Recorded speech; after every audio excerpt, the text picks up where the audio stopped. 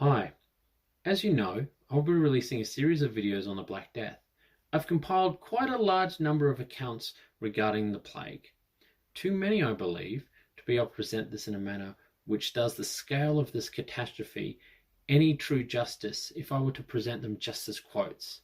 I've decided to record for you a reading from the Florentine Chronicle of Marchionne de Coppo Stefani. Rubric 634A. Concerning a deadly outbreak of disease which happened in the city of Florence, where many people died. In the year of our Lord 1348, there occurred in the city and contado of Florence a great pestilence, and such was its fury and violence that in whatever household it took hold, whomsoever took care of the sick, and all the carers died of the same illness, and almost nobody survived beyond the fourth day, neither doctors nor medicine providing of any avail, and there appeared to be no remedy, either because those illnesses were not yet recognized, or because doctors had never previously had seen cause to study them properly.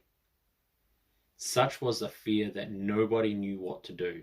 When it caught hold in a household, it often happened not a single person escaped death. And it wasn't just men and women, even sentient animals such as dogs and cats, hens, oxen, donkeys, and sheep died from that same disease, and with those symptoms, and almost none who displayed those symptoms, or very few indeed, effected a recovery. Those symptoms were as follows: either between the thigh and the body, in the groin region, or under the armpit, there appeared a lump, and a sudden fever, and when that victim spat, he spat blood mixed with saliva, and none of those who spat blood survived. Such was the terror this caused, that seeing it take hold in a household, as soon as it started, nobody remained. Everybody abandoned the dwelling in fear, and it fled to another. Some fled to the city, and others to the countryside. No doctors were to be found, because they were dying like everybody else. Those who could be found wanted exorbitant fees, cash in hand, before entering the house, and having entered, they took the patient's pulse with their heads turned away, and assayed the urine samples from afar, with the aromatic herbs held to their noses. Sons abandoned fathers, husbands wives, wives husbands, one brother the other, one sister the other. The city was reduced to burying the dead to burial. Many died who at their passing had neither confession nor last sacraments, and many died unseen. And many died of hunger, for when somebody took ill to their bed, the other occupants in panic told them, "I'm going for the doctor," and quietly locked the door from the outside and didn't come back. The victim, abandoned by both people and nourishment, yet kept constant company by fever, wasted away. Many of those who begged their family not to abandon them, when evening came, the relatives said to the patient, "So that you don't have to wake up to the people looking after you at night, asking for things, because this is going on day and night, you yourself can reach for cakes and wine and water. Here they are on the shelf, above your bed. You can get the stuff when you want." And when the patient fell asleep, they went away and did not return. If, through good fortune, the victim had been strengthened by that food, the next morning alive and still strong enough to get to the window, he would have to wait half an hour before anybody came past. If this was not a busy thoroughfare, and even when the odd person passed by, and the patient had enough voice to be heard a little, if he shouted, sometimes he would not be answered, and sometimes not, and even if he were to be answered, there was not help to be had, for not only none or very few wished to enter a house where there were any sick people, but they didn't even want to have contact with those who issued healthy from a sick person's house, saying, "He's jinxed, don't speak to him," saying, "He's got it because there's bubo in this house." Many died without being seen, remaining on their beds till they stank, and the neighbours, if they left, having smelled the stench, did a whip around and sent him for burial.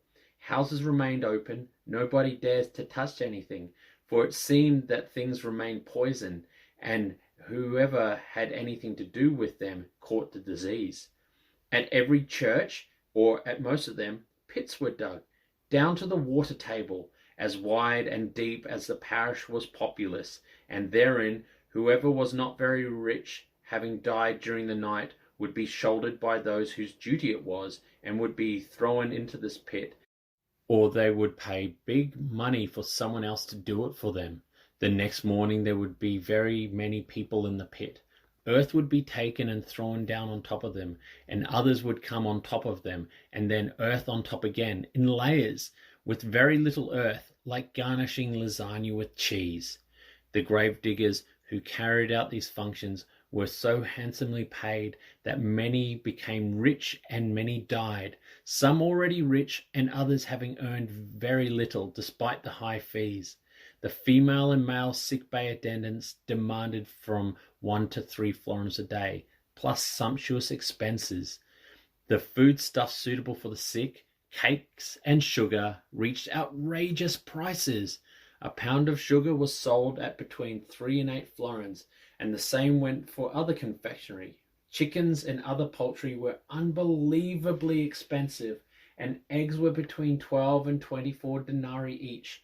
You were lucky to find 3 in a day, and even searching through the whole city. Wax was unbelievable. A pound of wax rose to more than a florin. Nevertheless, an age-old arrogance of the Florentines was curbed, in that an order was given not to parade more than 2 large candles. The church only had 1 bear apiece, as was the custom, and this was insufficient. Pharmacists and grave diggers had obtained bears, hangings, and laying out pillows at great price. The shroud cloth apparel which was used to cost for a woman in terms of petticoat, outer garment, cloak, and veils 3 florins, rose in price to 30 florins, and would have risen to 100 florins, except that they stopped using shroud cloth, and whoever was rich dressed in plain cloth, and those weren't rich were sewn up in a sheet. The benches placed for the dead cost a ludicrous amount, and there weren't enough for them even if they had been 100 times more. The priests couldn't get enough of ringing the bells, so an order was passed, what with the panic caused by the bells ringing and the sale of the benches and the curbing of the spending, that nobody should be allowed the death knell, nor should benches be placed, nor should there be public announcement by the crier, because the sick could hear them, and the healthy took fright as well as the sick. The priests and friars thronged to the rich, and were paid such great sums they all enriched themselves. And so an ordinance was passed that only 1 rule of religious houses and the local church could be had, and from that rule a maximum of 6 friars. All harmful fruit, such as unripe plums, unripe almonds, fresh beans, figs, and all other inessential unhealthy fruit, was forbidden from entering the city. Many processions and relics and the paintings of Santa Maria Impudenta were paraded around the city to cries of mercy, and the prayers coming to a halt at the rostrum of the priori. There peace was made, settling great disputes and questions of woundings and killings. Such was the panic this plague provoked that the people met for meals as a borgata to cheer themselves up.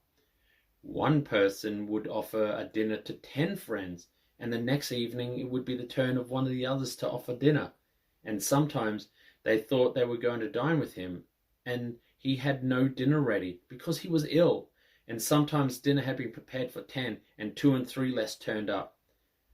Some fled to the country, and some to the provincial towns, to get a change of air.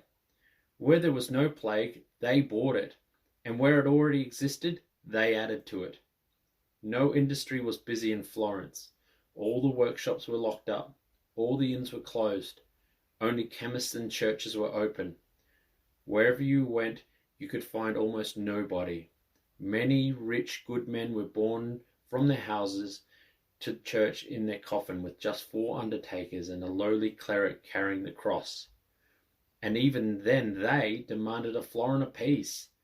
Those who especially profited from the plague were the chemists, the doctors, the poulterers, the undertakers, and the women who sold mallow, nettles, mercury plant, and other poultice herbs for drawing abscesses. And those who made the most were these herb sellers. Woolen merchants and retailers, when they came across cloth, could sell it for whatever price they asked. Once the plague had finished, anybody could get hold of whatsoever kind of cloth or found the raw materials to make it became rich, but many ended up moth-eaten, spoilt, and useless for the looms, and thread and wool rule in the city and Contato. This plague began in March, as had been said, and finished in September 1348, and people began to return to their homes and belongings, and such was the number of houses full of goods with no owner. This was amazing. Then their heirs to this wealth began to turn up, and somebody who had previously had nothing suddenly found himself rich and couldn't believe it was all his, and even felt himself it wasn't quite right, and both men and women began to show off clothes and horses. Rubric 635a. The quantity of people who died during the plague outbreak of the year of our Lord 1348. The bishop and signor in Florence, having ordered a careful count of how many people dying of the plague in the city of Florence, and seeing at the beginning of October that nobody was dying of that pestilence any more, it was discovered that, putting together men and women, children and adults, from March to October, 96,000 had died. Thank you for watching. More to come soon on the plague and the effects the plague had on 14th century society. Please, if you enjoyed watching this, like and subscribe.